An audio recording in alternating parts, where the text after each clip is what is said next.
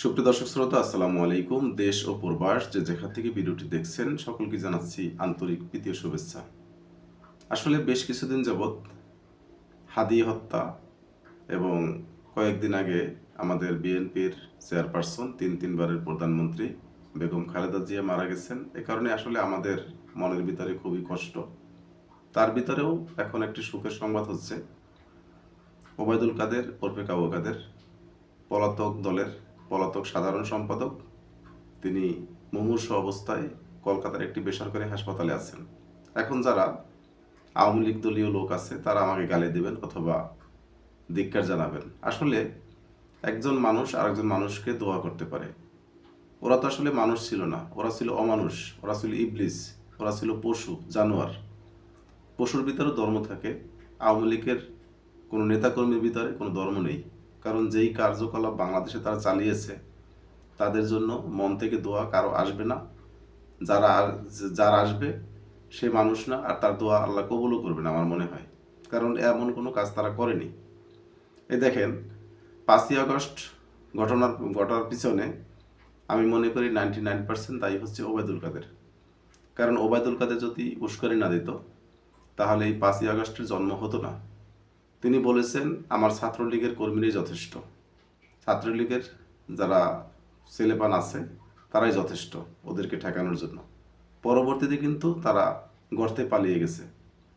যখন পুরো দেশের ছাত্র সমাজ, সাধারণ শ্রেণী পেশার মানুষ যখন এসেছে, তখন কিন্তু তারা গর্তে পালিয়ে গেছে।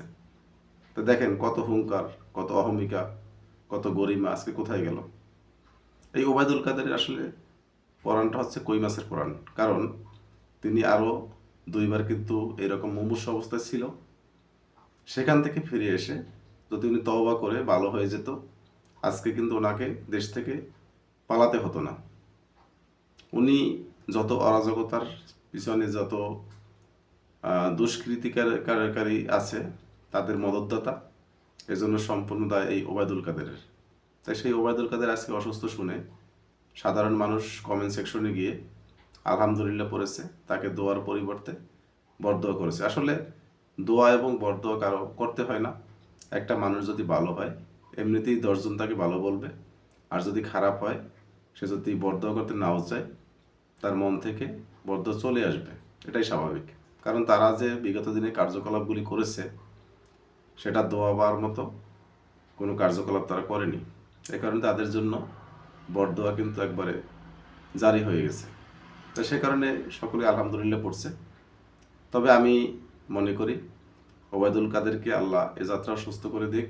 কারণ তার যে পাপের শাস্তি আছে সেটা বাংলাদেশে এসে সে উপভোগ করুক, তারপরে তার যেন মৃত্যু হয়, এটা আমরা সকলেই দোয়া করি।